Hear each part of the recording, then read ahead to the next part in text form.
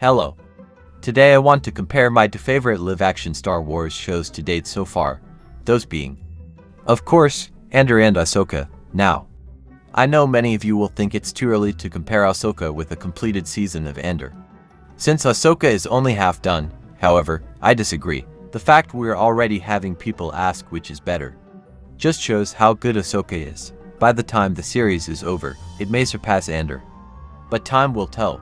Before I get into all of that, I want to briefly break down the latest episode of Ahsoka because it was some of the best Star Wars I've seen ever.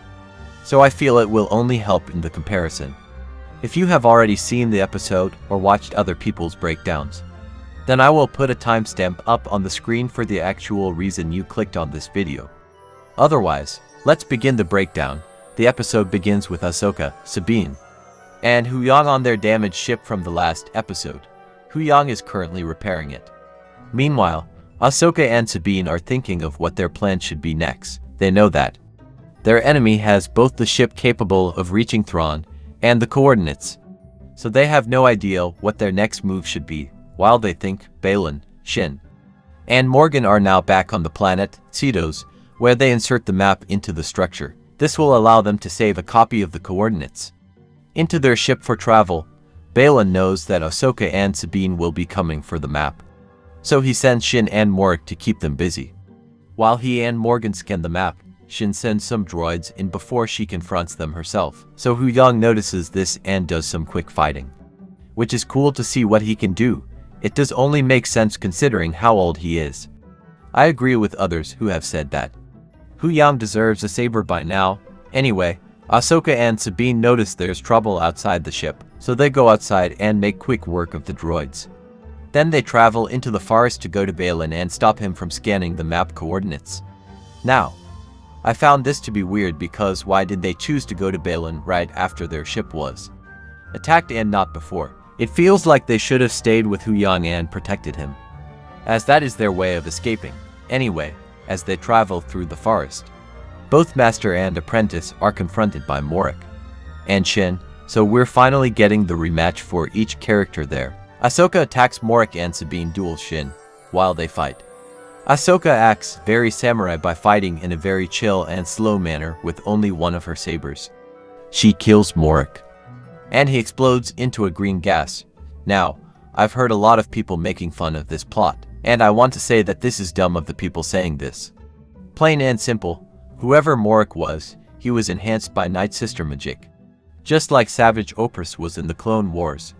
We saw the same green-type gas come out of him when he died.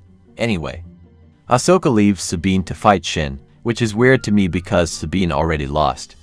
And Ahsoka knew this. However, I get that time was precious for them. Then, she arrives at the map location. And I don't know how these characters are finding each other so easily. Shin and Morg knew exactly where they were in the forest, and Ahsoka knew the map location. However, I'm likely just missing something there. Anyway, she arrives and sees Baylan sitting there, looking menacing. He spoke about Anakin Skywalker, likely to provoke her, and she wasn't having it. They fight, and Baylan shows his full brute force. However, he is eventually beaten, and Ahsoka manages to disrupt them from scanning the map. Meanwhile, Sabine and Shin's fight ends in a sort of stalemate, and Sabine goes to the map location. By the time she arrives, Baylan has finally gotten the best of Ahsoka by making her hang at the edge of the mountain while blocking lightsabers with him. Sabine holds the map and feels conflicted. Ahsoka tells her to destroy it. However, Baylan persuades her to not because of Ezra. I feel this shows how powerful he is, because he can sense stuff like that, as she makes her choice. Baylan hits Ahsoka off the mountain and then manages to persuade Sabine. He gives her his word that nothing will happen to her if he gives the map, so she does. And Shin comes from behind and starts choking her. However, Baylan demands his apprentice to let go because he intends to keep his word. I love this scene so much. I feel it shows what type of person Baylan is. He's very honorable and it feels like he's a pure dark Jedi. Anyway, they go to the ship after handcuffing Sabine, and we quickly get Ahsoka waking up from her fall. She's still alive inside the world between worlds. Now, I do want to know how she ended up there, but I'm not mad that she's still alive. Like a lot of others are. After waking up confused, she turns around after hearing a familiar face. It is none other than Anakin Skywalker in full CGI. Which I loved. He's looking younger than ever, and it made my eyes tear up to see him again. They end the episode at a cliffhanger. And I feel like this Anakin is from an alternate timeline because he doesn't seem to be a Force ghost, and he has his robotic arm, however.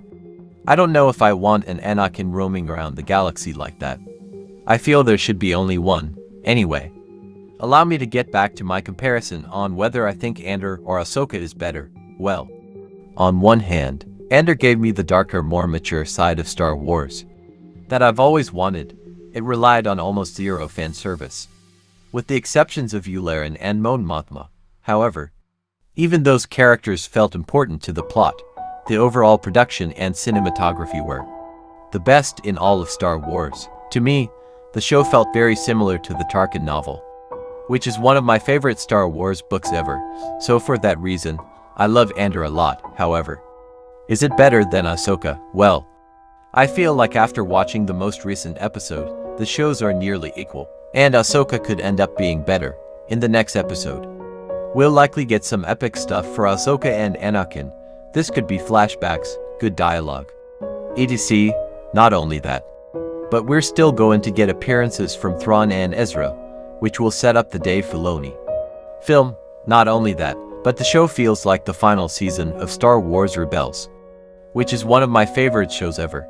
I love everything that this series has done so far, and it feels more like Star Wars than Andor. However, I do love both shows a lot. Anyway, let me know your thoughts down below. Do you like Ahsoka or Andor better so far?